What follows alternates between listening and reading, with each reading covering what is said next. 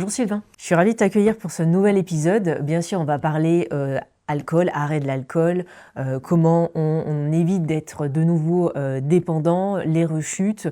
C'est un sujet où on nous a posé beaucoup de questions sur YouTube et sur tes réseaux sociaux, donc on va être là pour y répondre. Comment ça se passe justement cette rechute? Est-ce que c'est normal dans le processus d'arrêt de l'alcool de se dire « Ok, de temps en temps j'ai des petits moments où je replonge et après j'arrête ». Alors, ce qu'il faut savoir, c'est que la rechute, quand on boit, c'est pas l'exception, c'est la règle. C'est la C'est règle. normal. C'est normal. Ouais. C'est-à-dire que 99% des gens qui arrêtent de boire ont une ou des rechutes et c'est pas grave, c'est OK, parce que ça fait partie du processus. Et le fait de faire une rechute nous permet vraiment de rebondir encore plus haut. C'est-à-dire que ce qu'on appelle rechute, moi j'appelle plus un faux pas. C'est-à-dire qu'une rechute, c'est vraiment une rechute, voilà, c'est fini, quoi. Mais le faux pas, ça permet de voir, de mettre en lumière tout ce qu'on avait acquis, tout ce qu'on avait vécu quand on ne buvait pas. Et puis d'un seul coup, on se prend dans la figure tous les inconvénients de la boisson. Et là, on n'a qu'une envie, c'est arrêter de boire. Donc en fait, c'est un booster. C'est un booster. Donc quand on accompagne nos clients, on ne leur dit pas qu'ils vont faire une rechute. On n'est pas là pour leur dire vous allez faire une rechute. On veut pas qu'il y ait de la complaisance ou les encourager là-dedans. Par contre, quand ça arrive, on leur dit bah oui, c'est normal, mais c'est pas grave, c'est tout à fait ok. Ouais. Ça va vous aider, au contraire. C'est plus difficile d'ailleurs d'arrêter l'alcool que la cigarette, puisque tu sais, on entend souvent la cigarette, c'est très compliqué, il faut faire des accompagnements, de l'hypnose, etc. Ouais. Est-ce que le ratio, enfin c'est pas pareil, mais est-ce que le ratio est presque équivalent ou pas? Alors ça dépend des gens. Ouais, c'est pas pareil. Arrêter la cigarette ou arrêter l'alcool, c'est pas la même chose. Et on va dire qu'en général, c'est quand même plus facile d'arrêter la cigarette, entre guillemets. Pourquoi? Parce que quand vous allez voir des amis ou quand vous êtes à un événement, on vous dit pas tout de suite bonjour, tiens, tu prends une cigarette. Non, c'est bonjour, tiens, C'est une petite roulée, bois quoi. un verre. Ou Ouais. on va dire aussi souvent, bah tiens, ça fait longtemps qu'on s'est pas vu, on va aller boire un coup. On se dit pas, tiens, on va aller fumer une cigarette. Donc et puis au niveau aujourd'hui, la cigarette, quand on dit qu'on a arrêté de fumer, tout le monde nous félicite. Quand on dit qu'on a arrêté de boire, on se dit mais qu'est-ce qu'il y a, t'es malade, T'es triste. t'es triste, Ouais. quoi, t'es devenu chiant, c'est quoi Ouais. ton problème? Donc l'environnement fait que c'est pas toujours évident. Après, il y a des personnes qui arrêtent très facilement de boire et qui ont du mal à arrêter la cigarette. Donc il y a des exceptions. Mais en tout cas, dans notre culture française, arrêter la cigarette, c'est bien vu. Arrêter de boire, c'est qu'on a un problème. Oui, pourtant, ok, sur les paquets de cigarettes, il y a quand même des images assez gore pour te faire arrêter. Sur les bouteilles, il n'y a pas ça. Il n'y a pas ça. Mais de toute façon, et c'est pas grave, parce que de toute façon, les études le montrent, les photos sur les paquets de cigarettes, ça ne fait rien du tout, en fait. La santé, les problèmes de santé, quand on boit de l'alcool ou quand on fume de la cigarette, les problèmes de santé qui vont nous arriver, arrivent tellement loin derrière, arrivent tellement dans longtemps, en fait, qu'en fait, le cerveau, il fait pas le lien. Lui, ce qu'il voit, c'est le plaisir immédiat. Il voit pas les problèmes à long terme. Donc en fait, le fait de dire à quelqu'un arrête de boire parce que tu auras une cirrhose, ça ne fait rien du tout, si ce n'est de l'encourager à boire parce que il peut se dire foutu pour foutu, autant que je boive et que je me fasse plaisir, entre guillemets, c'est ce qu'il pense, quoi. Oui, en plus, des fois, dans des familles de tout milieu d'ailleurs, hein, on voit qu'il y a le grand-père, le père, le fils qui ont une consommation excessive d'alcool Oui. et ils disent c'est dans ma tradition, c'est normal, c'est comme ça. C'est tout T'as à dû fait ça. l'entendre. Ah oui, c'est-à-dire que c'est normal parce qu'on a été élevé comme ça, c'est dans l'environnement, donc c'est une normalité exactement, et on ne voit pas du tout le problème. Alors qu'il y a des personnes qui n'ont pas été élevées dans ce type de famille qui voient tout de suite le problème. C'est clair. Après, on peut se dire aussi, ah oui, mes parents buvaient, mes oncles buvaient, donc c'est normal que je boive parce que c'est héréditaire. Alors aujourd'hui, il n'y a pas d'hérédité, il n'y a pas de gène de l'alcoolique. Ouais. Par contre, c'est vrai qu'on peut avoir des prédispositions à des problèmes d'alcool quand on a des antécédents dans la famille, mais c'est juste des prédispositions. C'est-à-dire qu'on ne va pas spécialement avoir des problèmes d'alcool. Sur la notion de rechute, j'imagine que des personnes viennent te voir, ont déjà essayé. Oui. On en parlait dans un podcast précédent. Est-ce qu'ils ont essayé donc seuls, avec des médicaments, avec des accompagnements? C'est quoi la plupart du temps? La plupart du temps, les gens essayent seuls. Seul. C'est-à-dire, Voilà. ils se basent Premier sur la réflexe. volonté. Ouais, le premier réflexe, c'est la volonté. Je vais y arriver, je suis pas plus bête qu'un autre, je vais y arriver, Ouais. je suis fort. Il y a un problème d'ego, hein. C'est-à-dire qu'on veut y arriver tout seul. C'est comme si le fait de ne pas y arriver seul, ça enlevait de la valeur au fait d'arrêter. Et ça, c'est très, très présent, hein, très présent. C'est-à-dire que non, je préfère y arriver seul et je dirais que je suis arrivé seul. En fait, comme c'est une maladie et que c'est une addiction, la volonté, généralement, ça fonctionne pas. Ça fonctionne pas. Et donc, c'est l'échec. Après, il y a des personnes aussi qui ont essayé des psychiatres avec les médicaments, qui ont essayé des cures, qui ont essayé les alcooliques anonymes, qui ont essayé d'être accompagnés par des associations. Alors, ça fonctionne pour certains, et tant mieux, heureusement. Maintenant, c'est la minorité. Donc, la majorité des personnes ne se retrouvent pas dans ces systèmes. Beaucoup de personnes ne veulent pas de médicaments, qui les mettent dans un état pire peut-être que l'état alcoolique, et ils ne veulent pas en parler, donc ils veulent de la confidentialité, donc aller en cure ou aller aux alcooliques anonymes, ça devient compliqué. Et puis aller en cure, ce qu'il faut savoir, c'est qu'on part 6 semaines ou plus de chez soi. C'est-à-dire que si on a des animaux domestiques, souvent ça peut être un frein. Si on a un conjoint, une famille, ça veut dire que le conjoint doit s'occuper de la famille pendant 6 semaines tout seul. Si on a une entreprise, si on est indépendant, comment on fait? Le business, il ne va pas tourner, quoi. Et pareil pour son employeur, qu'est-ce qu'on va lui dire, quoi? Si on part 2 mois, 3 mois, comme ça, c'est difficile. Donc c'est pour ça que la solution qu'on propose, hein, et pourquoi les gens viennent nous voir, c'est le coaching, donc justement à distance, en visio, donc avec des horaires adaptés, avec soit des coachings de groupe, soit des coachings individuels, soit les deux ensemble.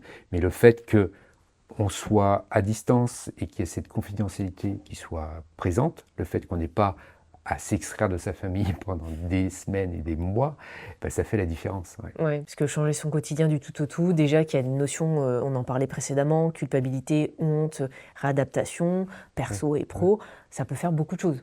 Ça peut faire beaucoup de choses, surtout que les cures sont très efficaces pour, on va dire une petite partie des personnes, hein. Il est prouvé aujourd'hui que 70% des personnes qui sortent de cure ont une rechute dans l'année. Donc c'est énorme. Et pourquoi? Parce que c'est le suivi derrière. En cure, ça se passe très bien. Encore une fois, le personnel soignant Parce fait un qu'on est super dans boulot. l'atmosphère. On est dans un cocon, on est entouré, on s'occupe de nous, on n'a pas les problèmes du quotidien, on n'a pas les factures, le courrier à ouvrir, les factures, les problèmes, peut-être les disputes ou avec nos proches, etc. Donc on est bien entouré, tout se passe bien, on est occupé, ça fonctionne super bien. Après, quand on sort, par contre, souvent on se retrouve dans son quotidien. Et on reprend les habitudes très rapidement, malheureusement. Ouais.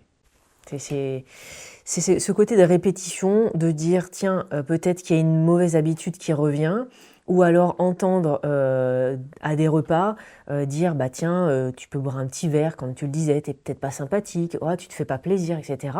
C'est peut-être ça aussi, ces stimuli extérieurs qui font que la rechute est là. Oui, c'est vrai.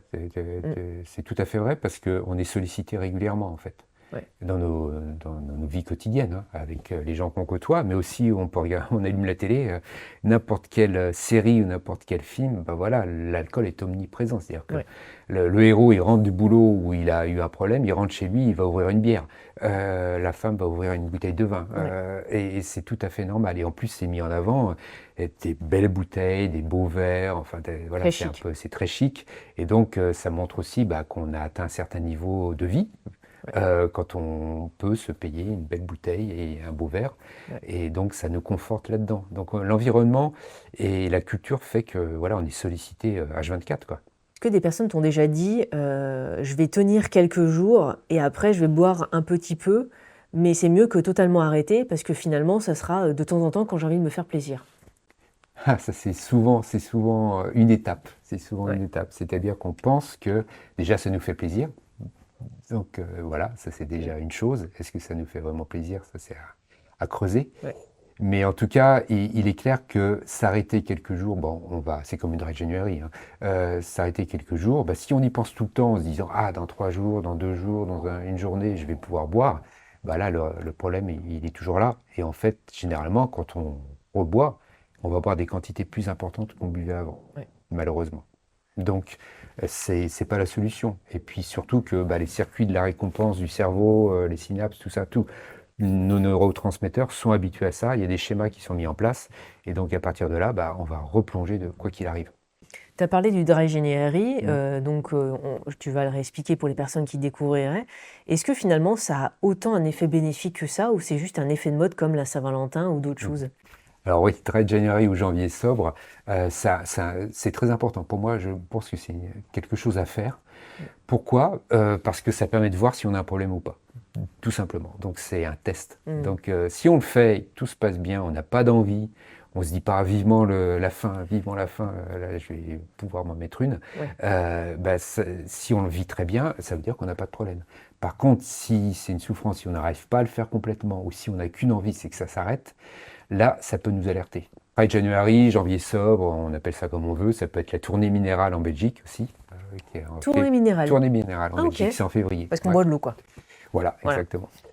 Ça permet, pendant 30 jours, on se dit, on ne va pas boire d'alcool. Donc c'est un défi qui a été lancé au départ en Angleterre et qui a très bien fonctionné, qui est venu petit à petit en France, sachant que dans tous les pays où il y a ce genre de défi, c'est mis en avant et c'est porté par l'État. En France, c'est pas du tout porté par l'État, c'est que les associations. C'est-à-dire que la Sécu ne met pas tout ça en avant, il n'y a aucune campagne officielle, alors qu'il y en a pour le tabac par exemple, mais il n'y en a pas en tout cas pour le Dry January ou le janvier sobre. Et il y a une notion qui est importante, et je pense que ça va parler à certains ou ça va les interpeller. Les artisans, les paysans, les vignerons, s'ils te regardent, ils vont dire « Attends, il m'arrête mon business, et en plus c'est du plaisir, c'est pas toxique ce que je produis, puisqu'il n'y a pas de cyanure dans l'alcool. Bon, il y a quand même de l'éthanol, on t'en parlait, mais tu vas le réexpliquer.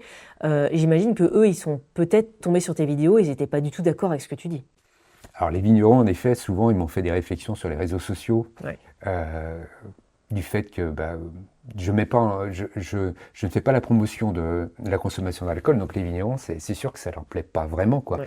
Alors c'est pas tant les vignerons qui m'écrivent, c'est plutôt des personnes qui vont me dire alors tu veux mettre les vignerons sur la paille, tu veux voilà, ça fait des milliers d'emplois. Alors je sais plus, quelqu'un m'avait dit en effet qu'il y avait des milliers d'emplois qui étaient concernés en France. La réponse c'est qu'il y a quand même 41 000 morts par an dus à l'alcool. Donc qu'est-ce qu'on veut? Des emplois, des morts à choisir. Ouais. C'est le même parallèle avec l'IA. Soi-disant, ça peut détruire des jobs, sauf que ça va peut-être transformer certains boulots et en faire d'autres. Exactement. Bon, la nature, les plantes poussent toujours. Ouais. Donc oui, c'est un vrai sujet parce que j'avais vu justement sur tes vidéos certains aborder ce sujet-là. On y revient, ça touche l'émotionnel, ça touche le culturel. Quand il y a des rechutes, donc on a parlé des rechutes de la répétition, est-ce que ça arrive des fois de rechuter avec des alcools encore plus forts que ce qu'ils ont consommé ou c'est toujours le même type d'alcool? Souvent, on va aller vers le plus fort. On a une tolérance qui augmente. Alors, l'Organisation mondiale de la santé, l'OMS, a fait des études là-dessus. A priori, on augmente chaque année de 30% notre tolérance à l'alcool. Donc, ça veut dire que petit à petit, quand on boit, on commence, on va boire une bière, on va être tout guilleret. Et puis après, il va falloir 2 bières, 3 bières. Après, il va falloir du vin. Et puis après, une bouteille de vin, ça ne suffira pas. Donc, on va prendre peut-être un whisky, 2 whisky, la vodka. Et en fait, plus on avance dans le temps, plus on a besoin d'alcool, de quantité et de degrés pour atteindre le même niveau. Et si on fait une pause, donc on parlait de Dry January, imaginons que pendant 2-3 mois tu fais une pause et tu rebois, j'imagine que le premier verre va être un effet un petit peu secouant ou au contraire le corps se souvient? Le corps se souvient, le cerveau se souvient. Okay. Donc, le premier verre après une longue période d'abstinence, c'est comme si on n'avait pas arrêté en fait. Donc ça revient tout de suite, c'est comme le vélo, on ne l'oublie pas. Mais le problème avec l'abstinence pendant plusieurs mois ou plusieurs jours ou un certain nombre de temps, c'est qu'on va souvent reprendre plus fort qu'avant. C'est-à-dire que généralement, c'est ce qu'on nous dit toujours, c'est-à-dire que les personnes qui s'arrêtent et qui reprennent, elles nous disent qu'elles ont bu beaucoup plus qu'elles ne buvaient avant. Oui. Et le fait d'avoir arrêté, d'avoir eu cette contrainte d'arrêter, attention, avec la mauvaise méthode, d'avoir arrêté avec la volonté. Oui. Attention, quand on arrête avec la volonté et qu'on reprend parce qu'on fait une rechute, souvent on va consommer beaucoup plus qu'on ne consommait avant. Oui. Oui. Comment tu accompagnes, toi, sur les personnes qui sont dans le processus, dans ce cycle de rechute, honte, réadaptation, rechute, honte, etc. Les personnes qui font des rechutes et qui boivent et qui n'arrivent pas à s'arrêter, en fait, on les accompagne toujours sur nos 3 piliers principaux, c'est-à-dire comprendre comment l'alcool fonctionne, comment il agit sur le cerveau et le corps, changer la perception qu'on a de l'alcool, parce que nous, on imagine que ça nous fait du bien et que ça nous apporte plein de bénéfices, et puis changer les automatismes. Je voudrais parler maintenant de l'impact sur les proches. On en a parlé un peu vaguement dans un précédent podcast, mais surtout le fait d'avoir honte par rapport à nos proches. À partir de quand les proches deviennent presque un miroir presque impossible à ignorer? C'est-à-dire que tu as ton enfant, tu as ton mari, tu as ta femme, etc. Et là, tu dis, OK, je ne peux pas ignorer les alertes, les signes qui me font au quotidien. On fait appel à nous souvent dans des situations qui sont extrêmes, c'est-à-dire que nos clients, souvent, ils sont au bord de la rupture avec leur conjoint, avec leur famille, soit ils sont déjà divorcés, soit ils sont en cours, soit ça peut arriver. Pareil au niveau professionnel, c'est déjà souvent très tendu, soit avec leur employeur, soit avec leur propre entreprise, hein, parce qu'ils s'aperçoivent qu'ils sont pas efficaces comme ils le devraient, et donc le chiffre d'affaires, la marge, tout ça, c'est pas au rendez-vous comme ça pourrait l'être. En tout cas, il y a souvent des situations qui déclenchent le fait qu'ils viennent nous voir. Oui. Parce que là, ils se disent non, c'est plus possible de continuer comme ça, quoi. Alors, c'est pas la santé, hein. Souvent, on dit que Oui, c'est on la pense que santé c'est la qui santé, va. ouais. Ça peut arriver la santé, mais c'est pas le levier principal. Le levier principal, c'est vraiment tout. Ils sentent que tout va exploser dans leur vie si ça continue. C'est-à-dire, si ça dure encore 3 mois, 6 mois, ils vont dans le mur, quoi. C'est-à-dire que voilà, ils vont se séparer, ils vont perdre leurs enfants ou la garde de leurs enfants, ils vont perdre leur entreprise, leur emploi, ou ils vont perdre leur permis. Voilà, ils savent que de toute façon, ils sont au bord du gouffre et qu'il faut faire quelque chose. Et c'est là où ils décident enfin d'investir en eux-mêmes. Ouais. Donc c'est le rôle des proches ou de l'entourage, perso ou pro, est vraiment essentiel finalement. Quand on a des problèmes d'alcool, le rôle des proches est très important parce que c'est eux qui vont nous montrer aussi qu'on se fait du mal, qu'ils sont inquiets pour nous. On se fait du mal, on fait du mal à la famille, à l'entreprise, etc. Mais surtout, il y a une façon de faire. C'est-à-dire que les proches, souvent, sont un peu démunis. C'est-à-dire, ils ne savent pas comment réagir. Donc souvent, intuitivement, ils vont mettre de la pression sur la personne qui boit, la faire culpabiliser, lui dire bah, si tu m'aimais, tu boirais pas, ou si tu aimais tes enfants, tu boirais pas, etc. Donc beaucoup de culpabilité qui en fait s'accumulent, qui s'ajoutent à la culpabilité que les personnes ont, et en fait ça fait que du mal, ça aide pas du tout. Mais par contre, les personnes qui sont dans l'entourage et qui acceptent le fait que la personne boit, lui font comprendre qu'elles le savent, et qu'elles sont inquiètes, mais qu'elles sont là et qu'elles les aiment, ça aide beaucoup. Est-ce que tu as vu justement des accompagnements où le couple est au bord de la rupture? On a accompagné beaucoup de personnes qui étaient au bord de la rupture et quand elles buvaient, ouais, tout à fait. Et beaucoup de personnes qui nous sont contactées parce qu'elles étaient au bord de la rupture. Et puis en plus, c'est la rupture parce que la personne doit changer rapidement. Mais j'imagine dans l'autre sens, si c'est les deux personnes qui boivent, s'il y en a un qui change plus vite que l'autre, ou qui décide, Oui. d'ailleurs c'est une vraie question, est-ce que les deux suivent ensemble ou pas du tout? Là aussi, il y a un risque de rupture. Il y a un risque de rupture, oui, quand les deux personnes boivent et qu'il y en a qu'un qui fait la démarche, oui, d'arrêter de boire. Donc ce type de situation, nous, ça arrive très peu chez nous. En fait, on a très peu de nos clients qui sont dans cette situation où leur conjoint boit. Souvent, leur conjoint ne boit pas. Ok. Souvent, c'est une des deux personnes dans le couple ne boit pas et l'autre boit extrêmement beaucoup. Après, oui, ça arrive que les deux boivent, mais souvent il faut qu'ils soient dans la même démarche. Et là, ça peut être positif, c'est-à-dire qu'il y en a un qui arrête de boire avec nous et l'autre va suivre. Parce qu'en fait, c'était un moyen aussi de s'intégrer au couple et de partager quelque chose et ça se passe bien. Mais ça peut être un frein, hein. On a eu le cas où ça a remis en cause un peu le couple et ils sont toujours ensemble, mais ils ont changé leur façon de fonctionner. Oui. Puis les proches aussi vont changer, hein, parce qu'on en parlait dans ton tout premier épisode, même dans ton quotidien, que ce soit le couple ou les amis. Si tu as créé un cercle d'amis autour de la consommation d'alcool, parce qu'en fait, si c'est le moteur et c'est qu'il faut absolument faire l'apéro, bah forcément, ça aussi, ça va changer. Ah bah oui, quand tu arrêtes de boire, tu fais le tri dans tes amis, hein. Enfin, quand tu appelles des amis, tes connaissances, quoi, ou tes camarades, je sais pas comment on peut appeler ça. Les vrais amis restent, que tu boives ou que tu boives pas, c'est pas le sujet. Par contre, les personnes que tu ne voyais que pour partager des bons repas arrosés ou des fêtes ou des choses comme ça, naturellement, bah, tu les vois plus, quoi. Ça se fait naturellement. Mais ça, c'est pas une souffrance parce qu'en fait, tu t'aperçois que bon, ça t'apportait rien et que c'était le seul point commun que tu avais avec eux. Donc c'est pas grave, ils t'appellent plus, tu les appelles plus, il n'y a pas de rupture, hein, ça se fait vraiment de façon naturelle. Ça peut faire peur à certains en se disant mais je vais changer mon entourage comme une séparation, est-ce que je vais toujours avoir les mêmes amis, etc. Donc bien sûr. C'est une peur quand on arrête de boire, oui, c'est une peur importante. Quand tu arrêtes de boire, c'est le fait de changer d'environnement, de changer d'amis ou de perdre des amis, parce qu'on pense être des amis, oui, ça peut être un frein. C'est souvent une des deuxièmes peurs. En fait, c'est la deuxième peur qu'on a. La première, c'est je ne vais pas arriver à arrêter de boire, je n'en suis pas capable. Et la deuxième peur, souvent, c'est mon environnement, qu'est-ce qui va se passer avec mon environnement social? Est-ce que je vais perdre mes amis? Est-ce qu'ils vont toujours m'inviter? Est-ce qu'ils vont me trouver chiant? Est-ce que je vais encore m'amuser? Est-ce que je vais être à l'aise? Est-ce que je vais être toujours aussi marrant? Si j'ai des rencontres amoureuses, comment je vais faire? J'ai jamais fait sans avoir bu. Qu'est-ce qui va se passer? Est-ce que je vais être intéressant? Ouais. Grosse peur, oui. Est-ce qu'il y a des personnes qui viennent te voir et le déclic, c'est le faire pour les enfants?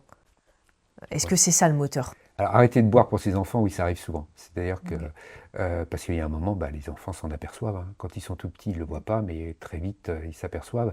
Et puis, quand on tombe dans l'escalier, qu'on se fait mal devant ses enfants, quand on se souvient pas de certaines Ouais. choses qu'on a dit ou qu'on a faites, les enfants, petit à petit, ils trouvent ça un peu bizarre, quoi. Et ça les inquiète, ça les inquiète. Donc, il y a un moment, en tant que parent, on a tendance à se dire, je vais arrêter pour eux. Alors c'est une bonne démarche, mais le plus important, c'est d'abord d'arrêter pour soi. Et après, les Mm. enfants vont en bénéficier, bien évidemment. Mais si on ne le fait que pour les autres, pour son conjoint, pour ses enfants, pour sa famille, généralement, ça ne fonctionne pas. Parce qu'on le fait pour quelqu'un d'autre. Il faut d'abord le faire Ouais. pour soi, et ensuite les autres vont en bénéficier. Ça, c'est important que tu le précises parce que je voulais justement que tu en parles. Parce que, comme toute démarche, là, on parle d'arrêt de l'alcool, mais Mm. ça pourrait être plein d'autres choses. Quand c'est pas fait en conscience pour soi-même, on peut rechuter ou il peut se passer des déséquilibres ou ça ne marche pas. Ah non, ça ne marche pas. Sur Ça le ne long marche terme, pas. ça marche pas. Ça Ouais. marche pas parce que, en plus, on va en vouloir aux autres d'avoir été Ouais. obligés de, de, de supprimer, entre guillemets, ce plaisir de notre vie, quoi, à cause des autres. Est-ce qu'il y a un chamboulement identitaire chez les personnes qui arrêtent l'alcool? En gros, est-ce que tu as des personnes qui te disent au démarrage, je veux arrêter l'alcool parce que je ne me reconnais pas, Mm. physiquement, psychologiquement, énergétiquement? Parce que l'alcool, il faut quand même le dire, c'est quand même de la prise de poids. En général, tu ne maigris Oui, pas, hein, c'est voilà. ça. Tu gonfles même. On le voit physiquement, il y a un changement. Et puis, c'est au dépend aussi de ta condition physique. Donc, Oui. peut-être que des sportifs vont le sentir, ou des personnes qui arrivent à 50 ans, 60 ans. En général, hein, enfin, je ne suis pas médecin, mais c'est un peu ça. Donc, est-ce qu'au départ, elles se disent, tiens, je veux changer, je ne me reconnais pas. Et au final, est-ce qu'il faut un temps d'adaptation pour que les personnes se voient changer, comme une perte de poids en fait. Quand on voit des fois des changements physiques sur des personnes, ils disent, ah mais j'ai du mal à me reconnaître. Il y a un temps. Il y a un temps Il y a d'adaptation, deux en questions dans effet. ma question, mais Ouais. Quand tu arrêtes de boire, il y a un temps d'adaptation parce que oui, tu changes parce que souvent, pas toujours, mais souvent, tu perds du poids. ouais, Donc c'est très bizarre parce que sans changer quoi que ce soit à part l'alcool, tu ouais, perds du poids. En plus, tu as moins envie de de manger des choses grasses puisque voilà, l'alcool n'étant pas là, tu vas naturellement manger des choses plus saines pour toi. ouais. Et tu vas cuisiner, tu vas te remettre à cuisiner souvent, tu vas faire attention à toi, tu vas prendre soin de toi, c'est-à-dire que tu vas te remettre un peu au centre de ta vie. Et à partir de là, oui, ça change. Moi, je dis toujours, enfin, moi, j'ai vécu comme ça et je le vois avec les clients qu'on accompagne. Quand tu arrêtes de boire, c'est un super pouvoir que tu acquiers. C'est-à-dire que ça change tout. Il y a le poids, il y a le sommeil, mais surtout, il y a l'estime de toi. C'est-à-dire que le fait que tu te sentes vraiment, tu sentes que tu as de la valeur, et puis tu as la confiance en toi, puisque tu as arrêté quelque chose, tu as réussi à arrêter l'alcool, c'est quelque chose que des millions de personnes voudraient faire, et toi, tu y es arrivé. Donc, tu as la confiance. Ça veut dire que tu peux faire plein de choses. Et tu es libre. C'est-à-dire que tu prends la voiture, on t'appelle, tu prends la voiture, tu y vas, quoi. Tu n'as pas à te poser de questions, est-ce que je vais pouvoir boire ou est-ce que j'ai bu, Ouais. qu'est-ce qui va se passer. Tu fais ce que tu veux, quoi. Tu n'as pas de contraintes. Et en fait, tu t'acquiers une liberté qui est beaucoup plus grande que celle que tu avais envisagée. Au début, on veut se libérer de l'alcool parce que c'est une contrainte et on est esclave de l'alcool. On s'aperçoit que ça gère notre planning. Mais quand on arrête et qu'on s'en libère réellement, on s'aperçoit qu'en fait, on est libre de faire tout ce qu'on veut dans la vie, quoi. Ouais, c'est vrai que cette notion de liberté, on a tendance à pas l'imaginer. Non. Parce que, enfin moi, tu vois, en t'écoutant, je me dis, mais effectivement, les personnes qui ont une consommation excessive sont conditionnées par ça. Oui. Ce soir, telle heure, machin. Ah, il va falloir que je fasse des courses parce que si j'en ai pas, ça va pas bien. C'est vrai qu'on a du mal à imaginer, mais il y a tout ce processus psychologique d'addiction, mais d'addiction sur le plan large, quoi. Ah oui, quand tu bois, tu es addict à l'alcool, ça veut dire que c'est l'alcool qui dicte ta vie. C'est-à-dire qu'en effet, il faut toujours que tu en aies chez toi, il faut que tu ailles faire les courses, il faut que tu prévois. Mais si on te dit, non, ce soir, le rendez-vous du médecin, il n'est pas à 4 heures, il est à 18h30, tu dis, ah non, c'est l'heure où je bois, comment je vais faire, quoi? Non, je ne le prends pas, le rendez-vous, je vais le décaler à un autre jour, parce que là, c'est pas possible. Ou alors, voilà, tu as un proche qui a un problème, qui a une galère à 20h, qui t'appelle, viens me chercher. Si tu as descendu déjà 2 bouteilles de vin, c'est compliqué. Donc, t'es pas libre. Ouais. Et puis en plus, tu as cette inquiétude de te dire, voilà, s'il y a un problème, comment je peux faire? Et en fait, tu bois quand même, mais tu as cette inquiétude qui est là. Donc, tu le vis super mal. Comment on arrive justement dans ce processus à reconstruire son image de confiance en soi? parce que c'est pas facile. Est-ce qu'il faut un temps minimum ou est-ce que c'est normal qu'on passe par des phases de j'ai confiance, j'ai pas confiance, etc. Je doute. Ça se passe comment? Quand on arrête de boire comme ça et ça se passe avec la bonne méthode, donc pas avec la volonté, mais vraiment avec la compréhension, la confiance en soi revient très rapidement. Très C'est rapidement. quoi? C'est quelques semaines, quelques mois? Quelques semaines. Quelques semaines. Quelques semaines parce que déjà, il y a l'estime de soi qui augmente très rapidement. Ça, c'est la première chose. Et puis derrière, la confiance en soi parce qu'on s'aperçoit qu'on le vit très bien, quoi. Qu'on est heureux et qu'on y arrive. Alors qu'avant, on n'y arrivait pas en se basant sur le combat, la lutte, la volonté, quoi. Et là, avec la compréhension, le fait de changer sa perception sur l'alcool, de changer ses automatismes, on voit que ça se passe bien. En plus, quand on accompagne les personnes tout au long du processus, elles se sentent soutenues, elles ne sont plus toutes seules. Parce que souvent, ce qui se passe, c'est que quand on boit, on s'isole déjà, et puis on ne peut pas parler de ce problème à quelqu'un. On a notre ego, on ne peut pas en discuter. Donc même en parler à un médecin, pour la plupart des gens, c'est impossible. On ne peut pas en parler à nos proches. Donc en fait, on est tout seul. Alors que quand on se fait accompagner par une structure, comme nous par exemple, ou comme les alcooliques anonymes ou des gens comme ça, et à partir de là, on n'est plus tout seul.